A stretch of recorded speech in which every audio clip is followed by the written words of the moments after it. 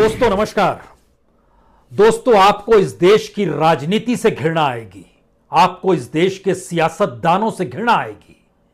आप इस देश में संसद के भीतर जिन शब्दों का इस्तेमाल किया जाता है और उन शब्दों के पीछे जो रिपोर्ट्स होती है, उनके तथ्यों को जानने के बाद आपको घृणा आएगी कि किस तरीके से इस देश को चलाने वाले या फिर इस देश को हाँकने वाले, चाहे वो मुख्यमंत्री हों, चाहे हेल्थ मिनिस्टर हों, चाहे प्रधानमंत्री हों, चाहे पूरी की पूरी सरकारें ही क्यों ना हो, उनकी बातों से आपको घृणा होने लगेगी।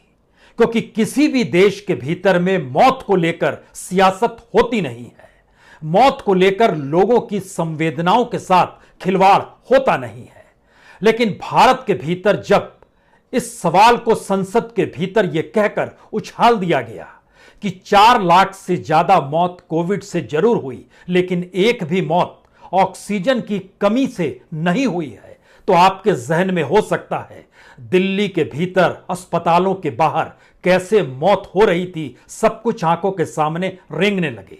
हो सकता है अस्पतालों में जो भर्ती थे, चाहे वो आईसीयू वार्ड हो, चाहे जनरल वार्ड हो, चाहे इस देश के सरकारी अस्पताल हो, ना सिर्फ दिल्ली बल्कि लखनऊ, बेंगलुरु, हैदराबाद, कोटा, पटना, तमाम जगहों पे जो भी नाम आपके जहन में आता है, किसी का भी नाम ले लीजिए, क्योंकि इस देश के भीतर कोई इंफ्रास्ट्रक्चर जब हेल्थ का है ही नहीं और जितनी बड़ी तादाद में मरीजों की संख्या सरकार ने बताई, जब उसके लायक इस देश में बेड तक नहीं है, तो ऑक्सीजन और वेंटिलेटर और आईसीयू बेड तो दूर की बात है, तो फिर मौतें कैसे हुई। आजादी के बाद से इस देश के भीतर में नेहरू ने एक बात का जिक्र किया था, अब इस देश में भूख से मौत होनी नहीं चाहिए। और उसके बाद इस देश की नौकरशाही और राजनीतिज्ञों ने कमाल कर दिया।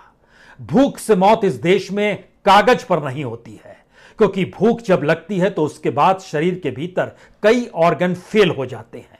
जो ऑर्गन फेल होते हैं वही दरअसल पोस्टमार्टम रिपोर्ट कहती है।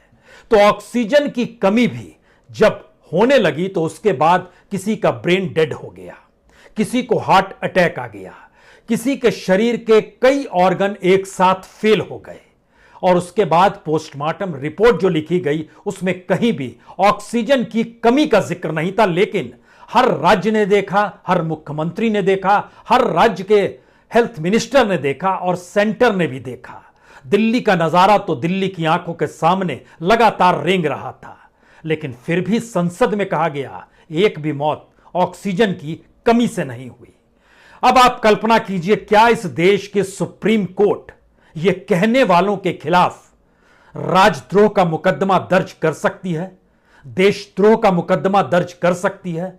ये कह सकती है कि आपने इस देश के नागरिकों के लिए, जो नागरिकों के हक का जिक्र करता है और इस लोकतंत्र को नागरिकों के लिए जीना और मरना बतलाता है, उस संविधान के तहत नागरिकों के हक तो दूर की बात है, उन नागरिकों को लेकर जो जिम्मेदारी होनी चाहिए उसको भी आपने मटिया मेट कर दिया, और वह भी लोकतंत्र के मंदिर संसद के भीतर।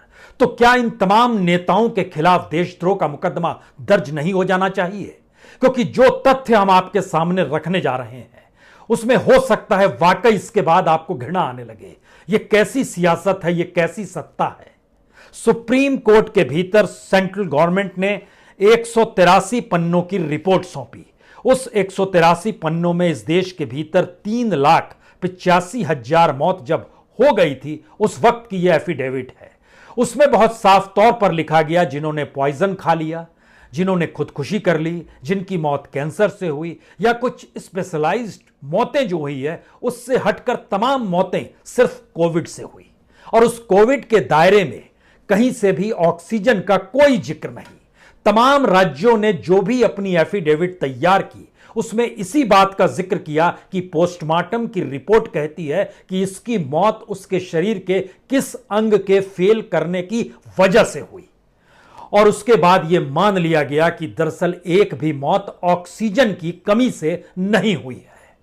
मिथिलेश गर्ग 66 बरस के जयपुर गोल्डन हॉस्पिटल में, उनका ये खुद होम मेकर है। इनका बेटा अंकित, जिस दिन मौत हुई 24 अप्रैल को, इन्होंने प्रधानमंत्री को एक खत लिखा, राज्य के मुख्यमंत्री अरविंद केजरीवाल को भी एक खत लिखा और बहुत साफ तौर पर उसमें शिकायत की कि किस तरीके से ऑक्सीजन ना मिलने की वजह से मौत हो गई।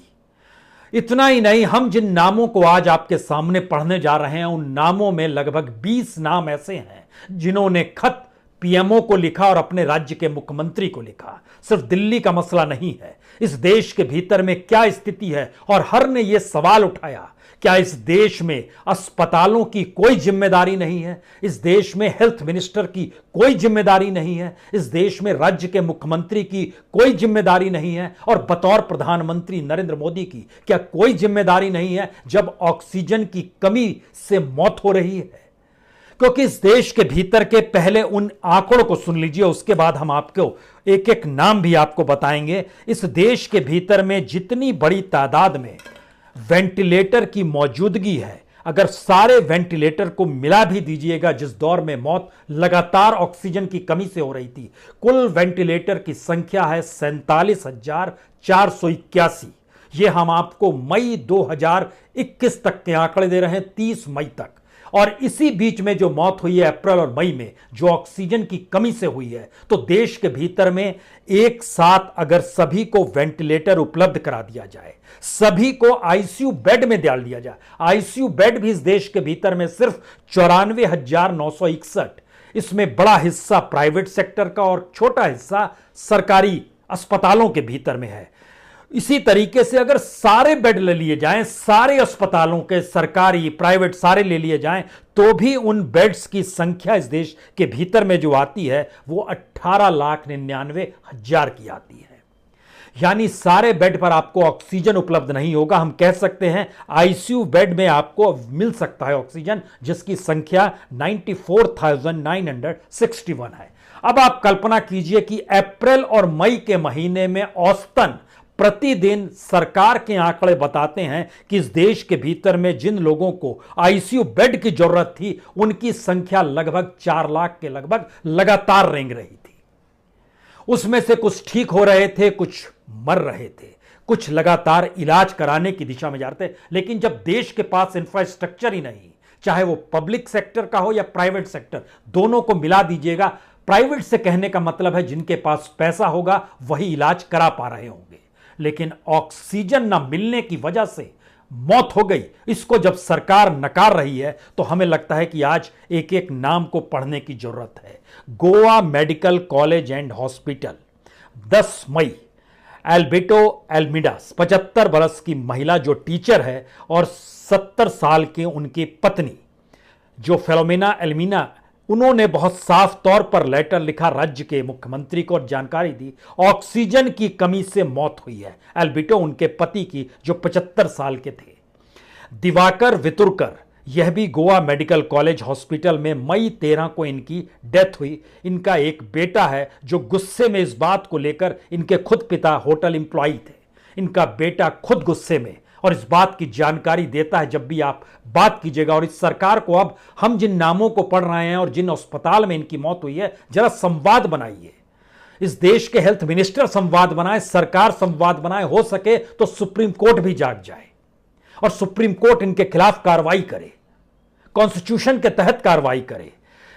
नाम देखिए, लुजिया वस, 54 साल की, गोवा मेडिकल कॉलेज में 10 मई को इनकी मौत होती है। पेशे से शिक्षक, बेटी 22 साल की, जिसके भीतर का गुस्सा साफ तौर पर कहा गया कि ऑक्सीजन की कमी से मौत हुई। इसी अस्पताल में मारिया, 61 साल की होम मेकर, इनकी भी मौत 12 मई को हुई।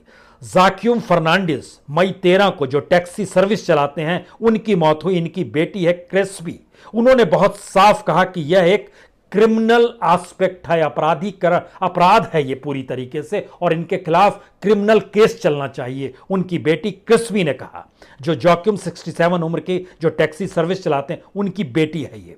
सुगंधा थोराट, नासिक म्युनिसिपल हॉस्पिटल, अप्रैल 21 को इनकी मौत होती है। ये होम मेकर हैं। इनका जो पोता है, सोचिए, उसका नाम है विकी जाधव। उन्होंने कहा इस देश में नेता कोई अकाउंटेबल नहीं है, राज्य में जो मंत्री पद संभाले हैं, जो हेल्थ मिनिस्टर हैं, जो सीएम है, क्या वो किसी भी लिहाज से अकाउंटेबल नहीं है? किसकी जिम्मेदारी है? मौत हो गई और ऑक्सीजन की वजह से मौत हुई। हम जिन नामों को पढ़ रहे हैं सभी की मौत ऑक्सीजन ना मिलने की वजह से हुई है। गीता वाघ चौरे, नासिक म्युनिसिपल हॉस्पिटल, अप्रैल 21।